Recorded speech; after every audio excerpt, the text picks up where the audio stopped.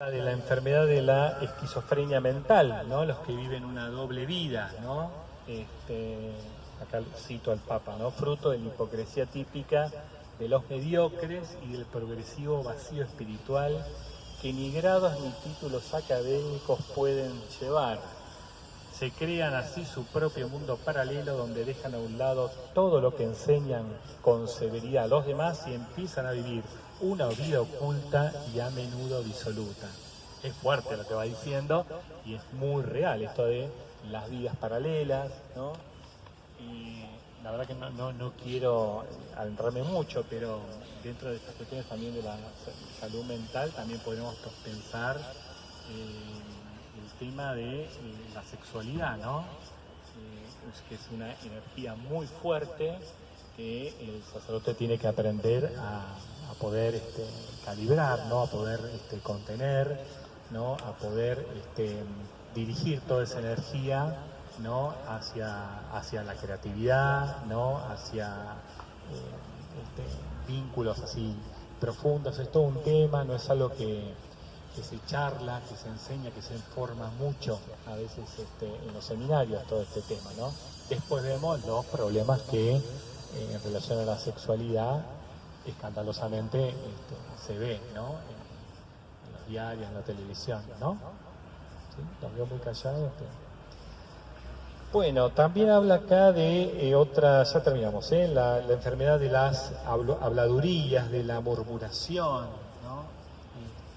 Es una enfermedad grave que comienza con facilidad, dice acá, ¿no? Tal vez para charlar, pero se apodera de la persona convirtiéndola en sembradora de cizaña y en muchos casos en asesino a sangre fría de la fama de sus colegas y hermanos. Es la enfermedad de las personas cobardes que por no tener valor de hablar a la cara, hablan a las espaldas.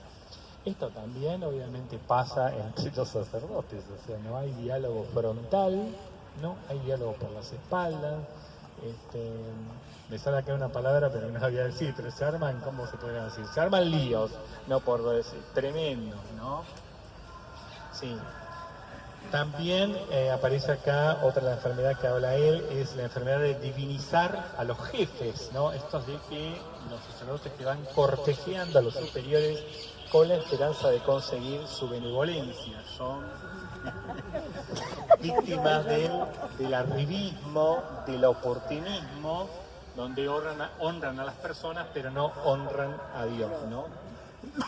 O sea, son personas que viven el servicio pensando solo en lo que tienen que conseguir y no en lo que tienen que dar. Chupa medias, decían en la versión popular. Personas, dice acá el Papa, mezquinas, infelices e inspiradas solo por el egoísmo fatal.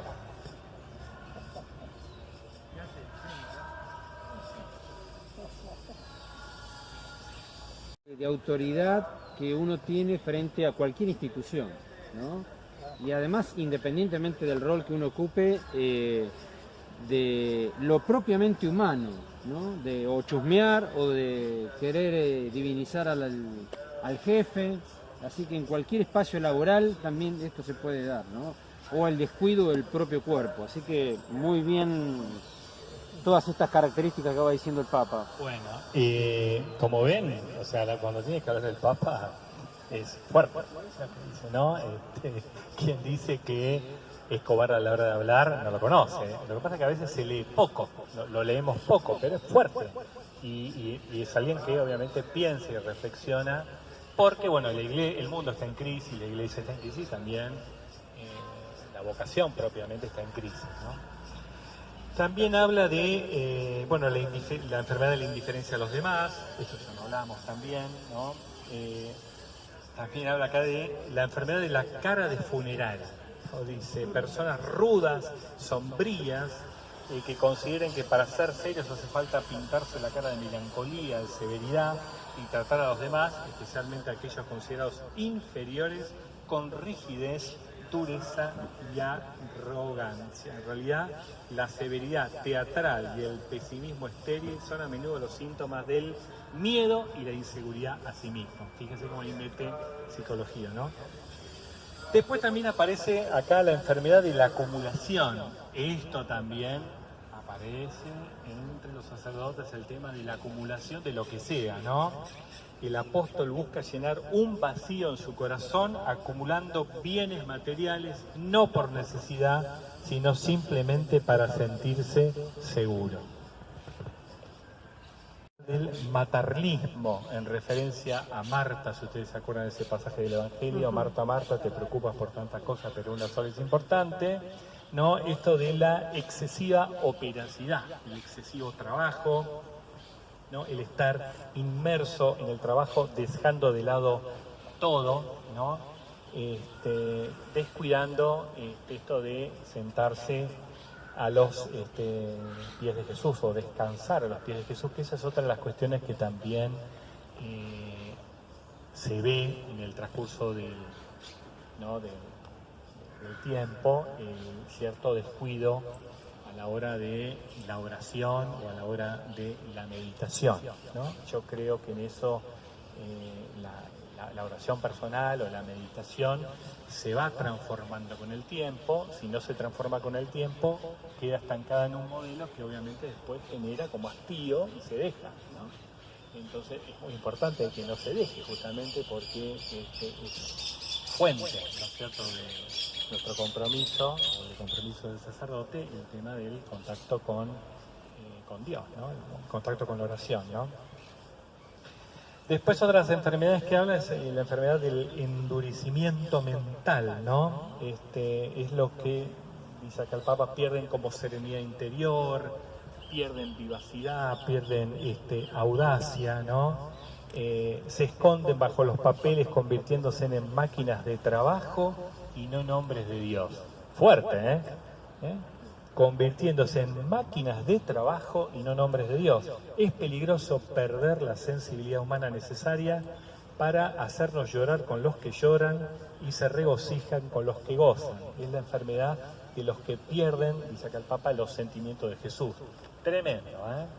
Tremendo, porque justamente eso pasa, ¿no? Es lo que yo les contaba, esa de la pérdida de sensibilidad, ¿no?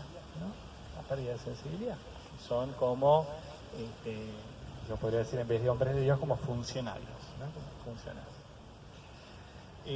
Después otras enfermedades también que señala es la enfermedad de la planificación excesiva, ¿no? Esto de planificar todo minuciosamente, ¿no? Creyendo que así las cosas efectivamente progresan, convirtiéndose en un contador, acá dice también el Papa, ¿no? También la enfermedad de la mala coordinación, cuando los miembros pierden la comunión entre sí, ¿sí? La enfermedad del Alzheimer espiritual, es la de olvidar la historia personal con el Señor, el primer amor, ¿sí? Esto, olvidar eso, ¿no? Han perdido el recuerdo de su encuentro con Dios, en los que construyen muros alrededor de sí mismos y se convierten cada vez más en esclavos de las costumbres y de los ídolos que han esculpido con sus propias manos. Es fuertísimo, ¿no?, lo que va diciendo, ¿no? Después también otra enfermedad que también le señala el Papa es la enfermedad de la rivalidad y la vanagloria, ¿sí? Cuando la apariencia, los colores de las ropas, las insignias de honor se convierten en el principal objetivo de la vida. Esto se ve, nosotros que estamos, que conocemos el paño, sabemos que esto está, ¿no? Que hay rivalidades, que hay búsqueda de vanaglorias, y uno se pierde, ¿no? Se pierde a sí mismo.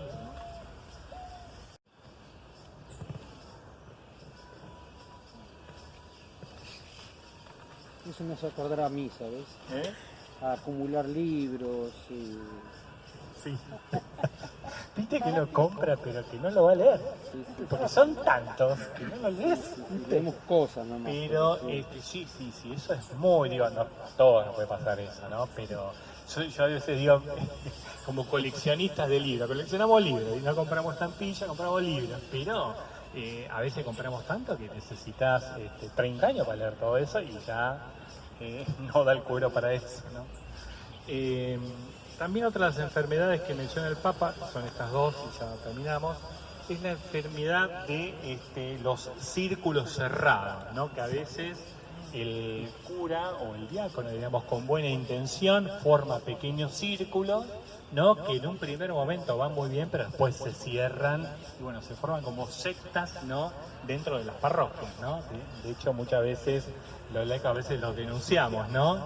Y no necesariamente el cura o los diáconos se hacen cargo de eso, sino que justifican, diríamos, ¿no? Justifican y a veces apelan a dichos como, bueno, tienen envidia, son celosos, pero en realidad están denunciamos algo a veces cuando vemos esas cosas, ¿no? Esos círculos cerrados, ¿no?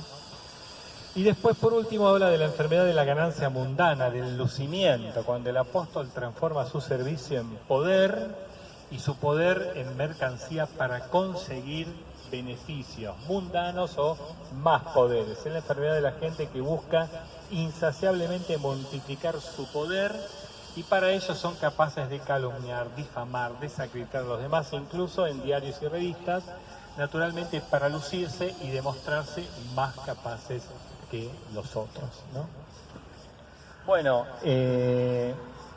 acá cerramos, o sea, hay mucha tela por cortar, como se dice, mucho para pensar, para reflexionar, para estudiar, ¿no? Sobre este tema y bueno, esto es lo que también decía Adriana al comienzo, ¿no? Es una convocatoria abierta donde vino un sacerdote y un diácono. No me sorprende, esperaba eso, porque justamente a veces los sacerdotes y los diáconos no se hacen cargo de eso, de que necesitan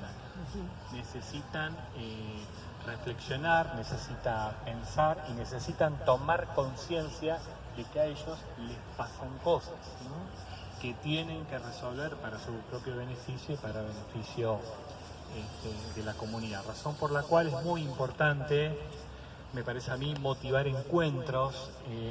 Una vez un cura me dijo, no hay mejor cosa para un cura que otro cura, ¿no? En el sentido de que pueden compartir y pueden charlar, ¿no? de sus vidas, pero lo cierto es que, salvo escasas excepciones, no es algo general que se da, ¿no?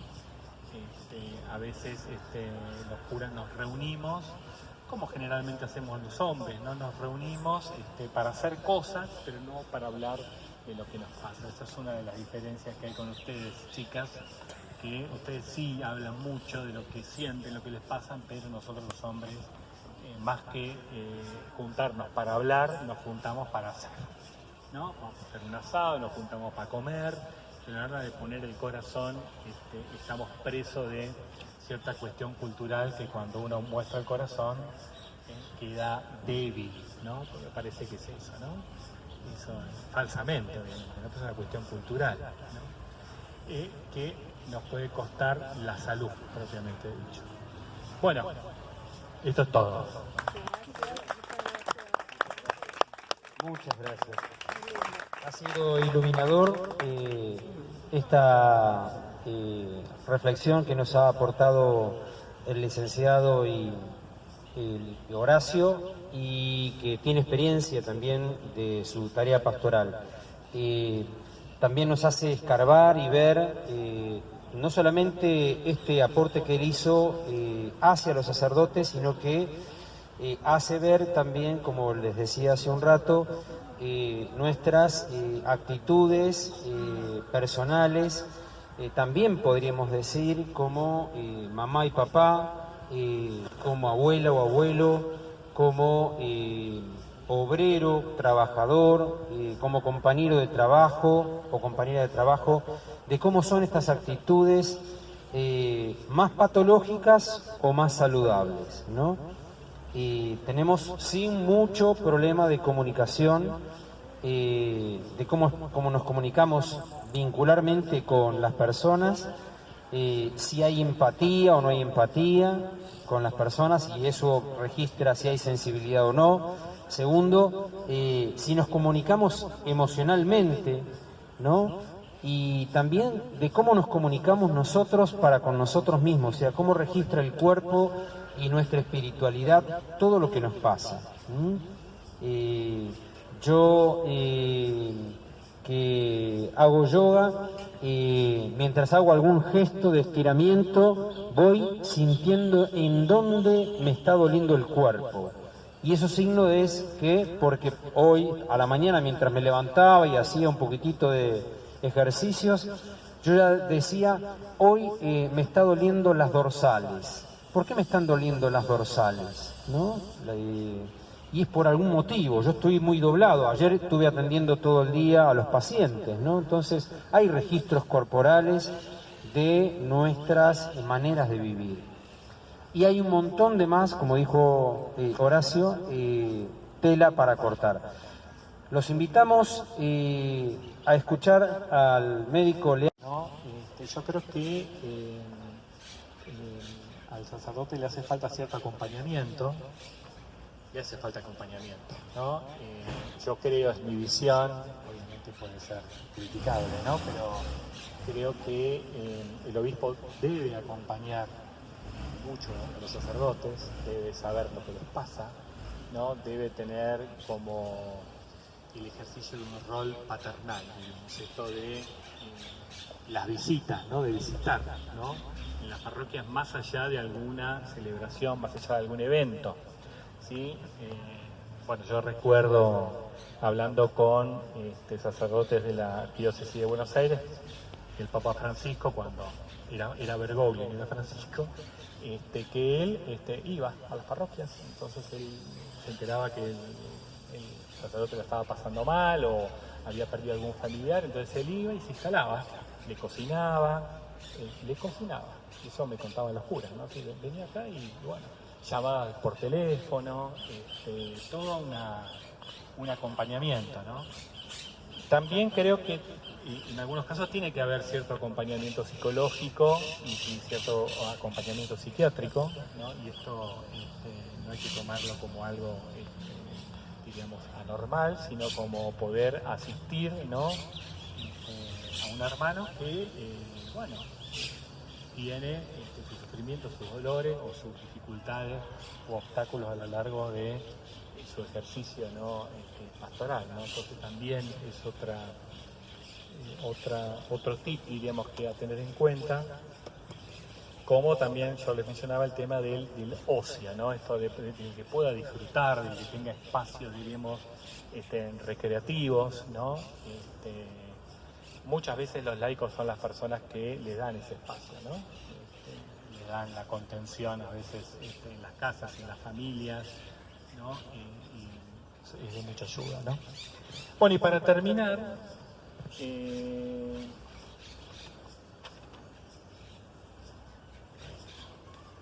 les quería leer algo que no se conoce mucho, pero me parece muy importante, digamos, acá es como una cuestión donde se mezcla lo psicológico y lo espiritual, y las 15 enfermedades del sacerdote que el Papa dice que hay, ¿no? Me parece muy, muy interesante, ¿no? La primera enfermedad, dice el Papa Francisco, es la enfermedad de sentirse inmortal, inmune e indispensable. Fíjese que esto viene en la línea de este modelo, ¿no? Que hay de ministro, ¿no? O sea, que el ministro tiene que ser inmune, indispensable, ¿no? Se sienta bien o se sienta mal, ¿no? Tiene que dar la vida. Yo me acuerdo que una vez, hablando con un sacerdote español, él me decía, si Jesús no hubiera muerto en la cruz, hubiera muerto de agotamiento por la pastoral, ¿no? Por la actividad. Sin embargo, cuando nosotros leemos el Evangelio, siempre desde buscando los detalles humanos de Jesús, vamos a ver que no era así, ¿no? Hay pasajes donde Jesús, estando con una multitud, le dice a los discípulos, súbanse a la barca y vayámonos.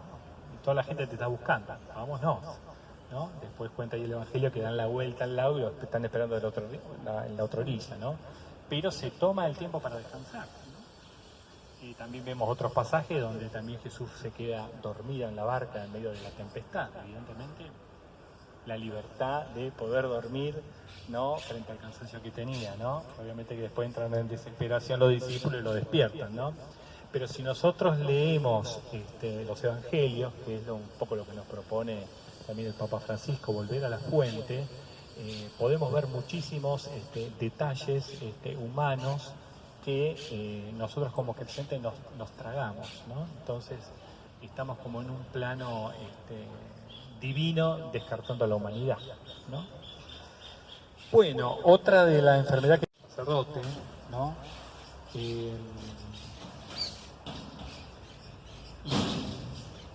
Bueno, yo acá puse el tema del tabaco, el tema del alcohol, la ansiedad, la depresión. También esta cuestión de la falta de ocio, ¿no? La falta de tiempo libre, ¿no? También recuerdo yo mis primeros tiempos de cura cuando una vez fui al cine, ¿no? Y bueno, cuando salgo del cine me encuentro con una señora de la parroquia y me dice, ¿no le da vergüenza estar acá y no estar entre los pobres? Y digo, no, yo le dije, no puedo venir al cine. Usted tendría que estar en la parroquia, no en el cine. Fíjense, ¿no? Este modelo, ¿no? Que esta parroquiana tenía, ¿no? Que es un modelo que está, ¿no? Como que el cura tiene que estar 100% dedicado a la pastoral, a la evangelización, ¿no? Y bueno, no se le permite que sea humano, es muy llamativo, pero es eso, no se le permite la humanidad, ¿no? Entonces, esto actúa, digamos, como presión muchísimas veces para un sacerdote, ¿no? Y entonces se va como encerrando, ¿no? Se va encerrando, se va aislando, en los primeros momentos el sacerdote disfruta estando con la gente, pero cuando a veces empieza a sufrir estas cosas, se empieza a alejar de la gente, ¿no? Porque la gente se le hace molesta, ¿no? Bien, ni hablar también de la cuestión de la relación entre los curas y la comunidad, como también se ve afectada, ¿no? Bueno, ya también mencioné el tema de la fraternidad sacerdotal, o sea que también es escasa la fraternidad sacerdotal, paradójicamente, ¿no? No vernos como hermanos, ¿no? Sino a veces estamos como compitiendo, ¿no? A ver quién acelera más el reino uno que otro, ¿no? También se ve esto de la falta de solidaridad, a veces entre los sacerdotes, la falta de detalles. Lo hablamos también con el padre Adrián a la hora de dejar las parroquias cuando hay un traslado.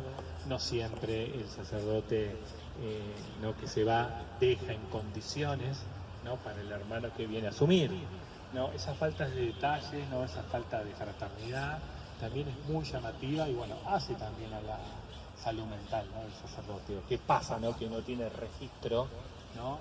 de que el sacerdote que tiene enfrente es un hermano? Parece que los hermanos son la gente, pero los propios sacerdotes, compañeros, no.